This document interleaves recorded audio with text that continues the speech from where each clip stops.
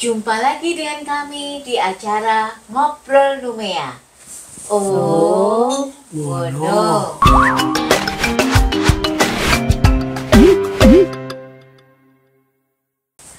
Kali ini kita akan bincang-bincang di masa yang tahun 70-an, bagaimana orang Indonesia juga membantu di dalam pembangunan Kaledonia Baru. Saat ini bersama saya sudah ada Opung Cintar Tambunan dan Mami Wakijo. Apa kabar Opung? Apa kabar Mami? Baik. Baik. Nah, kalau kemarin kita ditelusur jejak leluhur kan kita ngobrol tentang kedatangan orang Jawa pada sejak tahun 1896 sehingga Indonesia proklamasi kemerdekaan Indonesia. Nah, sekarang kita akan mengobrol pada zaman sekitar tahun 69-70-an yang infonya pembangunan di Kaledonia Baru ini juga mendatangkan orang-orang dari Indonesia. Gimana ceritanya sampai Opung terdampar di sini, bagaimana Pung? Ya. Ceritanya kan kita itu di Indonesia itu dulu ada perusahaan Prancis yang cukup lama sudah sebenarnya. Sejak tahun 55 kalau nggak salah, perusahaan Prancis di Indonesia sudah ada yang namanya Citra. Kompani Trago. Itu yang bangun pelabuhan di Belawan Medan, membangun pelabuhan Tanjung Priok Jakarta, pelabuhan Surabaya, pelabuhan Semarang, dan terakhir waktu itu pelabuhan Jatiluhur. Tapi setelah Jatiluhur selesai itu, kegiatan Citra itu berkurang. Tapi waktu itu filial Citra, atau perusahaan Citra dari Prancis mempunyai anak perusahaan Citra juga di Kaledonia Baru. Dan kebetulan pada saat itu tahun 69 itu mereka dapat tender yang cukup besar dan membutuhkan cukup banyak tenaga kerja. Karena kebetulan pada saat itu di Kaledonia itu tenaga kerja itu sangat terbatas, Mas. Tapi karena adanya perusahaan Citra di Indonesia dan perusahaan Citra yang dapat tender di sini, jadi mereka itu kerjasama untuk merekrut tenaga kerja dari Indonesia. Jadi dari Indonesia kita itu rekrut. Jadi pengrekrutan kita itu udah beda sama yang dulu itu, karena kita itu dinamakan kontrak orang Indonesia. Dulu kan kontrak orang Jawa. Ya. Dan kita juga itu berangkatnya di sini nggak naik kapal seperti mereka berbulan-bulan. Kita naik pesawat, cuman penerbangan 8 jam kita udah sampai di sini. Jadi kita itu boleh dikata udah kontrak modern. Dan juga itu kita itu pemberangkatan itu bukan hanya antar perusahaan. Kita itu dari sana itu ada juga sebagian ada pelatihan keterampilan yang dilakukan oleh Departemen Tenaga Kerja dulu. Jadi rekrutnya itu dites dan itu kecuali kalau orang-orang yang bekas kerja di perusahaan Citra itu seperti di Jatiluhur, di Tanjung Priok itu. Jadi mereka itu nggak perlu dites, udah langsung. Lulusan apa ini, Pung? Kita itu nggak, karena kita itu nggak dibutuhkan lulusan, yang dibutuhkan adalah tenaga kerja. Dan spesialis juga. Itu laki-laki semua atau ada perempuannya? Laki-laki semua. Karena ini kan pekerjaan di proyek di lapangan. Jadi yang dibutuhkan itu semua jenis keahlian. Tapi yang dibutuhkan itu ada tenaga kerja itu. Jadi maupun kita itu menunjukkan ijazah dan apa itu nggak ada artinya, karena itu nggak mempengaruhi. Karena kita itu dibutuhkan tenaga kerja, kalau di sini namanya mandek. Mandep itu tenaga kerja. Jadi nggak ada golongan tingkatan itu. Jadi kita itu semua itu maupun yang udah lulusan sekolah teknik apa itu STM apa dari mana STM. apa pengalaman kerja cukup bertahun-tahun itu Ya, bisa bekerja, bisa berangkat. yang dibutuhkan itu tenaga kerja bisa langsung praktek. Yang spesialis. Jadi kita itu dikirim ke sana ini kan langsung kan umpamanya membangun. Kali itu kita langsung penempatannya itu terutama saya itu langsung untuk membangun pelabuhan. Pelabuhan yang besar itu ya? Pelabuhan besar sekarang itu. Itu ada berapa tenaga kerja waktu itu yang Waktu itu bawahan saya itu orang kita sendiri ya. Saya punya anak buah 60 orang Indonesia. 60 mengerjakan itu dalam tempo berapa lama itu kok? 60 orang itu ada sampai 8 kalau nggak salah 10 seksi. Oh, 10 seksi. 10 seksi. Jadi 6 orang per seksi itu kerjanya itu ya bikin beton, mencetak beton, mencetak umpamanya kita peran-peran atau tiang-tiang untuk di pelabuhan itu. Karena itu kita membangun pelabuhan itu bukan di darat. Kita membangun di tengah laut. Tapi perlengkapannya itu umpamanya peran-peran yang dipakai nanti itu kita kerjain di luar, dicetak. Oh iya, dicetak di luar. Jadi kita itu mencetak yang kita butuhkan nanti di pelabuhan itu. Jadi itu ada tugasnya mereka itu mencetak birol, ada yang mencetak peran, ada yang itu, terus ada nanti itu untuk transport masukin di tongkang untuk dibawa ke tengah laut. Oh iya. Dimasukin itu, jadi kita itu diuruk itu ya, pelabuhannya diuruk. Dulu. Pakai apa? Pakai nikel dari ampas nikel dulu. Ampas nikel. Yang dinamakan skuri, pasir hitam itu lah. Jadi ampas nikel itu kayak pasir tapi hitam. Cuman itu karena banyaknya mereka itu mencari, digunakan untuk menguruk laut itu. Kalau Mami Wakijo waktu itu sudah di sini ya, umur berapa waktu itu? Tahun 70-an berapa? 35 tahun. 35 tahun tahu ya pembangunan di sini. Opung sampai di sini tahun 70, ibu udah tinggal di sini. Sudah tinggal di sini. Oh, udah tinggal di sini. Ini gimana? Saya pernah pertama kali diundang makan bersama. Di sini? Oh ya. Karena sama teman dari orang dari Blitar apa tuh? Sudirgo Madiun. Dari Madiun. Karena aku waktu itu bekerja di apotek. Oh, di apotek. Di apotek sebagai penjual. Ya. Lalu dari society perusahaan mengirim orang sakit atau dengan surat dokter dan aku yang mengurusi. Jadi begitulah kita Jadi semua orang Jawa, orang Indonesia kalau sakit melihat aku, ini Mami bagaimana, Ibu? Hampir semua kita kalau sakit itu, kalau kita dapat resep dokter itu, larinya ke farmasinya Bu. Apoteknya Mami. Di daerah mana itu Mami? Di kota. Di kota. Sekarang sudah tutup. Waktu itu persis di tengah kota dulu.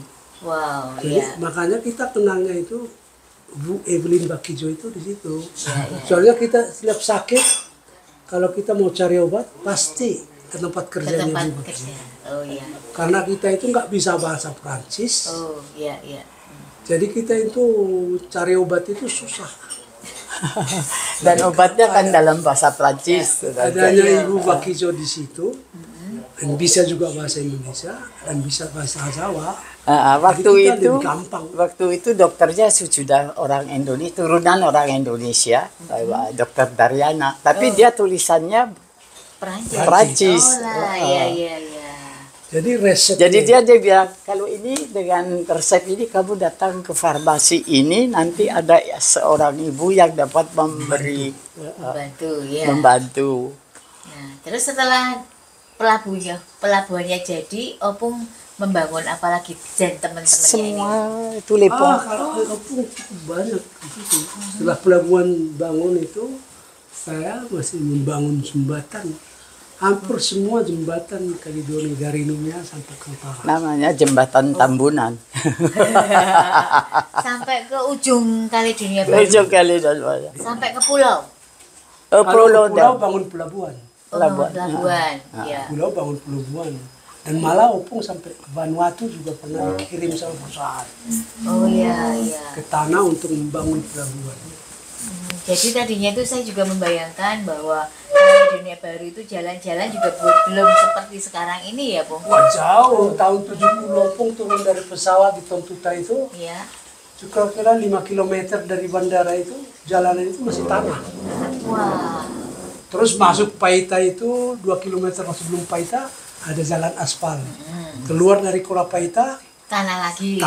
Wow. Ke Numea.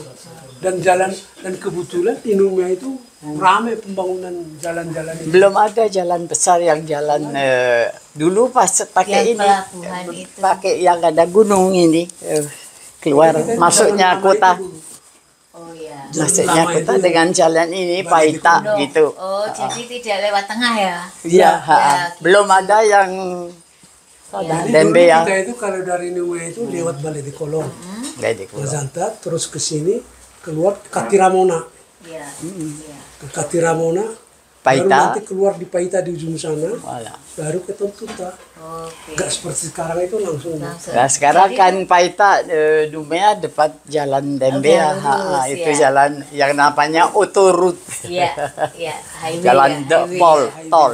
Ya, dulu itu berarti Opung itu datang ke sini 800 orang. Ya, tapi berkali-kali gitu ya. Kedatangan kita itu kan itu bertahap karena kita itu tergantung kepada permintaan proyek ya. Bukan hanya permintaan proyek, tapi untuk transportnya itu, pengangkutan itu di pesawat itu kursinya itu terbatas. Oke, karena penumpangnya itu ada penumpang dari Paris sampai itu kampung ke Numea. Jadi kalau udah sampai di Jakarta itu mungkin ada kursi kosong 10, 20, 30, baru berangkat 20, 30. Jadi setiap minggu ada pemberangkatan dari Indonesia, dari Kemayoran. Berarti ibaratnya itu pembangunan di Kaledonia Baru itu didukung oleh orang-orang juga dari Indonesia gitu ya? Memang. Ya memang karena pembangunan itu bukan hanya pelabuhan, bukan hanya jembatan, teman-teman lain itu yang bangun bangunan itu. Seperti building apartemen rumah sakit banyak, termasuk apa itu pelabuhan pembangunan daripada hotel Chateau Royal itu adalah tenaga kerja dari Indonesia. Malah ada yang meninggal satu di sana jatuh. Lalu ya Meridian apa ya? Banyak itu jadi Meridian juga. Ya. Terus tahun 70-an. Yang 70-an Chateau Royal dulu. Oh, Chateau Royal dulu. Itu hotel lama berarti ya? Disitulah aku berkenalan dengan Bupati dari Nganjuk. Karena waktu itu UTA, bukan Air Force, waktu itu kan UTA. UTA mendatangkan ini apa namanya tuntunan apa itu dalam waktu itu dalam rangka apa itu mengenalkan kultural tapi itu pelaksanaannya sebenarnya di Tahiti. Gitu ya. Lalu delegasi dari Indonesia itu lewat Numea penerbangannya mampir di sini. Timnya itu tim dari Jawa, Surabaya. Berapa itu? Tahun 70 sudah di sini aku tinggal kalau nggak salah 72 bersama dengan dengan Chateau Royal waktu itu Chateau Royal untuk apa 75 karena pembukaan Chateau Royal ada festival di Tahiti, festival kultur Pasifik termasuk Indonesia. Tapi yang dari Indonesia itu adalah tim dari Jawa Timur. Tapi kebanyakan yang dari Nganjuk. Dan kebetulan Surabaya. Nganjuk. Surabaya. Dan kebetulan pimpinannya itu dulu itu Bupati Nganjuk. Dan itu bekas tentara dulu, terus mampir di sini ketemu sama Mami. Waktu itu Pak Sutres itu dialah waktu di Surabaya responsan dari kultur. Karena dia itu Bupati Nganjuk. Nganjuk itu kan dibawa daripada Gubernur Jawa Timur Surabaya. Oke, Opung. Jadi kesimpulannya, kapan itu pembangunan itu kapan ya? Di sini sudah selesai dibangun semua, terus berhenti, orang-orang Indonesia kembali ke Indonesia. Lah kok Opung masih nyangkut di sini? Nah, ceritanya kan itu sebenarnya tenaga kerja itu dibutuhkan. Ada cinta. Ada cinta di situ. Tenaga kerja itu dibutuhkan, tapi karena pembangunan itu hampir selesai, jadi pemerintah setempat juga membatasi karena sudah mulai ada pengangguran lokal. Oh, di lokal. Jadi perpanjangan kontrak itu sudah nggak diperbolehkan kecuali ada keahlian khusus. Jadi kalau tenaga kerja biasa itu orang lokal juga banyak yang nganggur kok gitu ya. Jadi orang dari luar itu. Jadi mulai tahun 73 itu teman-teman kita itu habis kontraknya itu pulang ke Indonesia nggak diperpanjang lagi. Oh, kontraknya setahun gitu ya? Per tahun harus pulang ke Indonesia. Kalau perpanjang lagi dia berangkat lagi ke sini untuk 1 tahun. Oh gitu. Jadi tergantung permintaan dari perusahaan. Tenaga kerja itu dibutuhkan apa enggak. Tapi dia sebelum pulang, perusahaan itu udah mengajukan permintaan perpanjangan melalui perusahaan cabang di Jakarta, Citra itu. Jadi nanti itu kontraknya ini diperbaharui lagi di Departemen Tenaga Kerja. Cuman waktu itu dulu itu kan kita berangkat itu kebanggaan sebagai seorang pegawai negeri itu dapat jatah beras dari itu. Jadi itu Departemen Tenaga Kerja juga menerapkan perjanjian itu, kontrak kita itu demi kehidupan kita di sini. Kita itu harus dapat jatah beras 1 kilo beras per hari. Itu diterapkan, disesuaikan di Indonesia. Ternyata setelah kita di sini untuk jatah beras itu nggak gampang seperti di Indonesia. Karena di sini ternyata peraturan itu cukup ketat. Jadi untuk jatah beras kepada tenaga kerja itu nggak bisa dikasihkan begitu. Biasanya itu harus ada tim yang pesan beras terus dimasak bersama sebelum dibagikan kepada pegawai. Karena mereka takut berasnya itu bisa efek jelek. Oh iya, karena orang-orang di sini aslinya itu nggak makan beras ya. Bukan soal nggak makan beras, tapi memang itu karena beras itu dari luar. Dari luar. Bukan beras di sini. Oh gitu. Tidak menanam sendiri kita. Beras itu datang dari sana. Jadi mereka itu untuk memberikan kepada tenaga kerja harus menjamin bahwa itu beras bisa dimakan. Untuk menjamin satu-satunya tiap perusahaan itu harus membentuk suatu tim beberapa orang. Terus nasinya, berasnya dimasak, matang, dimakan bersama mereka itu. Jadi beras itu baru dinyatakan terjamin untuk dunia. Jadi itu termasuk salah satu masalah yang harus ditanggung perusahaan. Dan juga mengenai harga.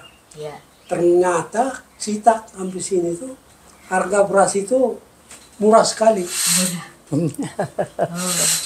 Jadi murah sekali. Jadi kita dapat perusahaan itu akhirnya itu daripada mengadakan tim macam-macam ribet untuk ngetes makanannya itu terjamin apa enggak, akhirnya diganti uang. Jadi beras kita itu diganti uang. Ternyata beras 30 kilo itu diuangkan cuma dapat itu sandwich 3. Rugi. Harganya Iya. Tapi katanya dengar-dengar itu uangnya gajinya Opung yang di sini itu harus dibalikin ke Indonesia nih. Sebagian gaji itu diterima di Indonesia. Waktu itu yang nerima gaji Opung siapa di Indonesia? Ya saudara saya. Saudara. Saya masih bujangan. Tapi maupun bujangan harus memberikan kuasa kepada seseorang keluarga di Indonesia. Jadi separuh-separuh gitu ya? Bukan separuh, sebagian. Sebagian. Gaji Opung waktu itu berapa? Nggak jauh pun waktu itu kan sama, kita kan nggak ada tingkatan. Nggak ada tingkatan, jadi tenaga kerja kasar gitu.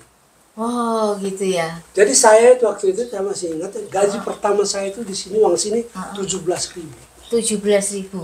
Nah ini kalau Mami Wakijo ini kan benar-benar pegawai yang dari sini gajinya berapa waktu Papi itu gajinya itu di sini udah 80.000. Nggak fair. Mami juga di farmasi? Kurang lebih ya. 60-an. 60-an. Waktu itu loh. Waktu itu ya. Oh. Terus yang dari sekarang tidak sama, tidak sama sekarang. Jadi semua kita itu 17.000. Terus 2 bulan kemudian saya dapat itu gaji naik itu dapat 30.000. Semua kaget. Iya, iya. Saya dapat gaji 30.000, mereka itu cuma 17-20. Iya, karena sudah apa ya, mandor ya, supervisi ya. Oh, gitu ya ceritanya. Kalau itu Papi dia bekerja di apa? Di nikel seperti mandor juga. Mandor. Ya. Tapi gajinya tiap 15 hari. Oh, gitu, 2 minggu sekali gitu. Ya. Tiap 15 hari mendapat gaji. Jadi 1 bulan 2 kali gitu. Iya, iya. Itu hanya ke SLN ya, nikel yang begitu. Kalau perusahaan lainnya ya bulanan. Cuman waktu itu ya, pada saat itu biaya hidup di Kalijodo itu masih murah sekali. Masih murah sekali di sini. Jadi umpamanya saya dapat gaji waktu itu pertama itu 17.000 itu, tapi di Indonesia udah diterima 7.000, jadi berarti 24.000 gaji saya. Di Indonesia diterima 7.000. Terus tapi yang tinggal 17.000 itu di sini, saya bayar indekos dulu itu cuma 5.000 per bulan. Wah, iya. Jadi indekos ya? Indekos tidak disediain mes? Kos itu perumahan ada, dapur ada, semua ada. Cuman kalau kita masak sendiri itu kita itu ada di mes itu 200 waktu itu. Wah, 200. Dapurnya banyak. Ya. Dapurnya besar. Rame-rame. Dapurnya itu ada 20-an. Tapi kalau kita pulang kerja itu begitu sampai di mes itu kita bukan langsung kamar cari mau mandi, ke dapur dulu lari terus taruh itu di atas kompor. Soalnya kalau enggak nanti nggak kebagian. Iya. Itulah liku-likunya. Jadi kita itu dulu banyak yang masak sendiri di situ. Cuman saya nggak sempat masak sendiri, nggak kuat, dan kebetulan di sini banyak orang kita yang bikin suplai rantang itu. Oh gitu, catering ya. Baik, demikian ya. Terima kasih Mami Wakijo, Pak Cintar. Jadi sama-sama. Jadi inilah salah satu liku-liku dari kehidupan orang Indonesia di Kaledonia Baru, di mana mereka itu juga turut serta melakukan pembangunan di Kaledonia Baru. Mempunyai andil gitu lah. Mempunyai andil yang cukup besar untuk membangun negeri ini. Ya. Baik, terima kasih. Terima kasih. Ya, sama-sama. Semoga selalu sehat, Opung. Semoga selalu sehat ya, Mami ya, bersama keluarga. Demikian, Bapak Ibu, teman-teman sekalian. Ngobrol nume ya? Oh, ngono. Eneng. Ya.